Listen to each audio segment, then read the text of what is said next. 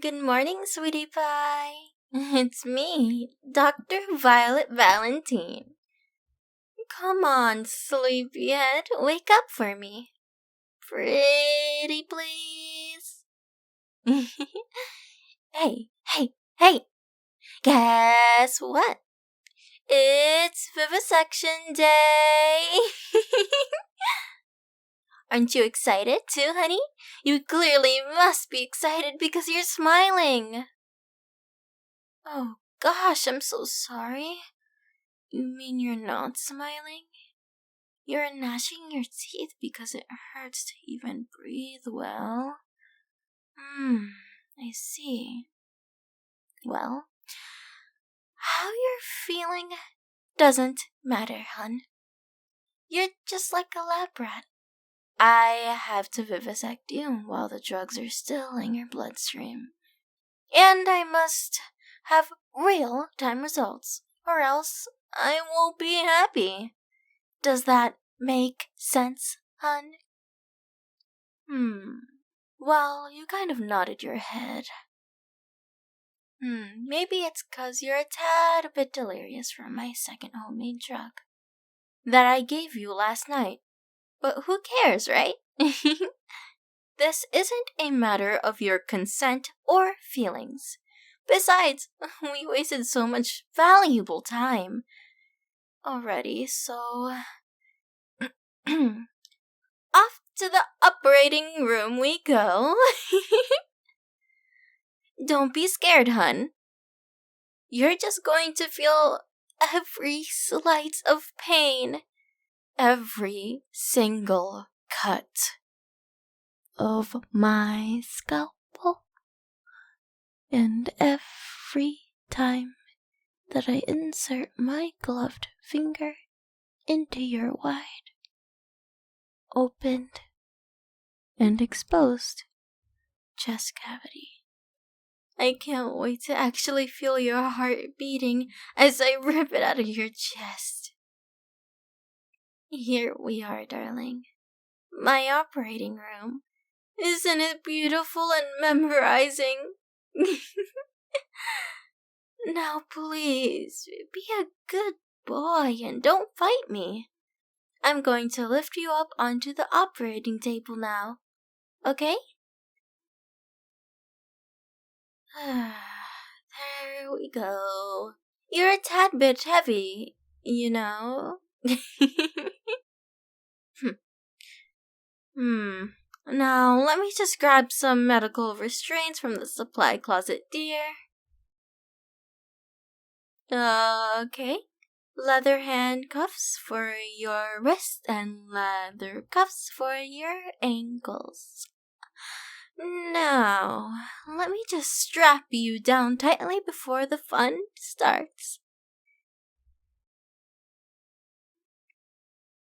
There you go. The specimen's wrists are now secure.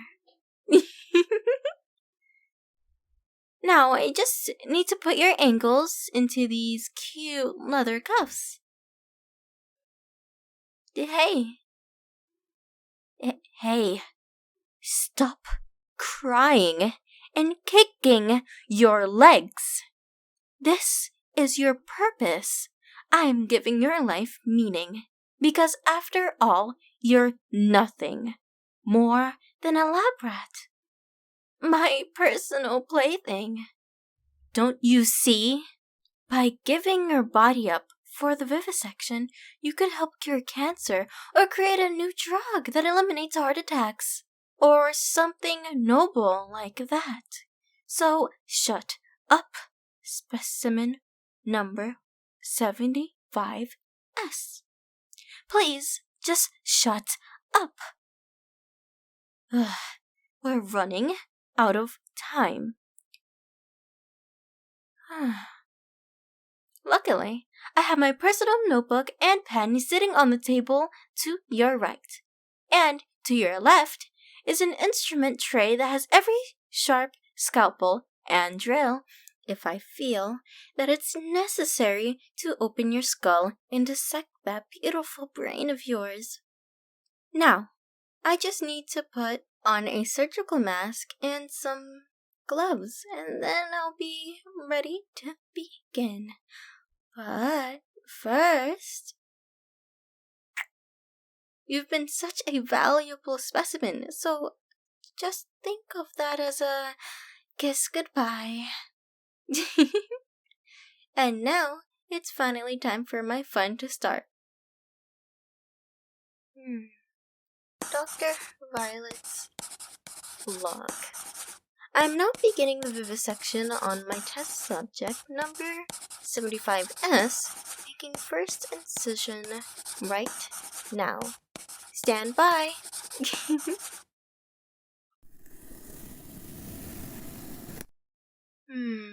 I see. Test subject number 75S is screaming a lot and bleeding slightly. But what's very interesting is that my second homemade drug appears to have completely vaporized the subject's ribcage.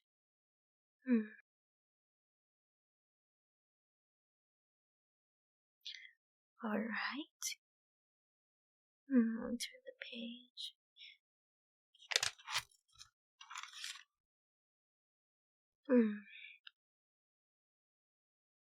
I'm now going to insert my index finger and touch the patient's still beating heart.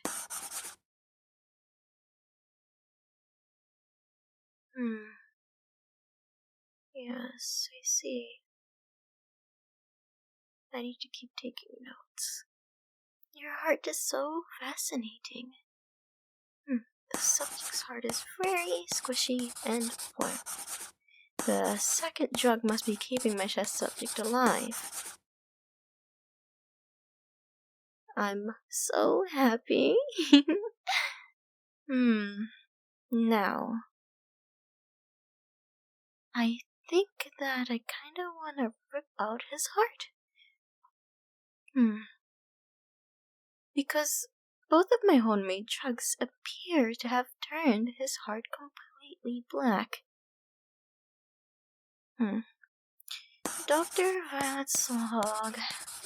Commencing heart extraction. If this fails to cause death, I'm getting the drill and checking the subject's brain for drug-related abnormalities.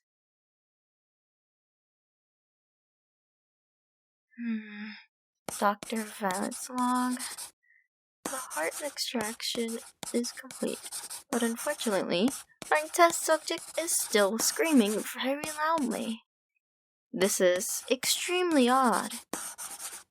Yes, screaming is to be expected, but definitely not when the test subject has just had his heart extracted from the chest cavity. I'm getting the drill and opening the skull, but first... My, oh dear. My gloves are soaked in blood. I know that it's unprofessional, but I'm going to put some fresh gloves on before I drill into the skull and expose test subject number 75S's brain.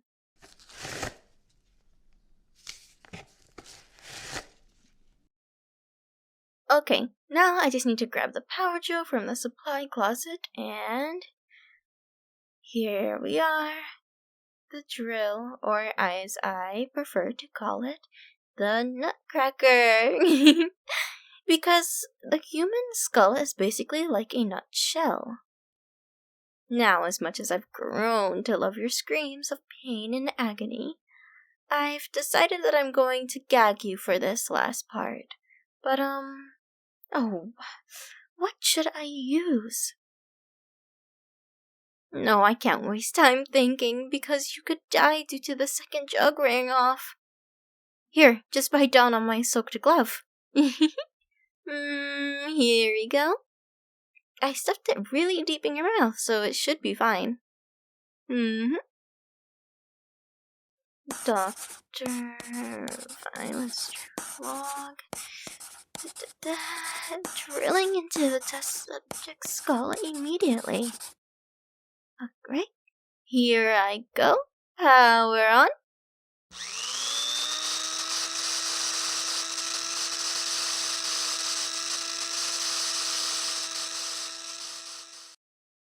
Doctor, let's look. It appears my homemade drug may have worked a little too well, because due to my drug's effects on the brain has apparently replaced the heart. The brain is pumping blood. As long as the test subject's brain remains intact, he'll remain alive. I'm now going to drill into the brain tissue.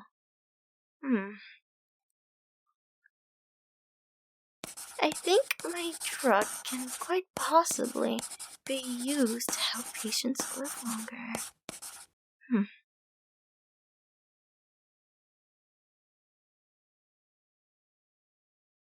Thank you so much for your help, test subject number 75S.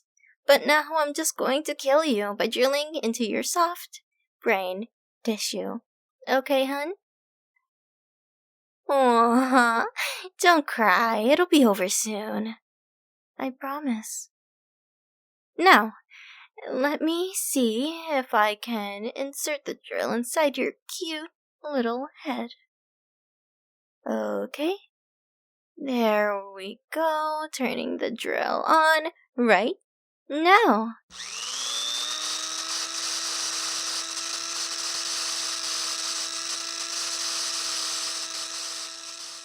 Oh wow, there's so much blood spewing out. My gloves are getting soaked in it. And the patient's body is finally going through convulsions. He's dead now. Doctor, pilots, final log notes on the vivisection of the test subject number 75S. Test subject's time of death is 8:44 a.m. Results of the experiment as a whole are very good. Now I just need to take my bloody gloves off.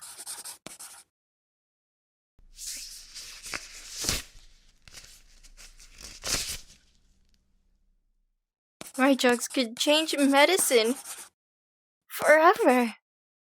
This is Dr. Violet Valentine signing out. Thank you again for your help, test subject number 75S. I had so much fun vivisecting you this morning. Well, looks like I have to tidy up now. What a pain.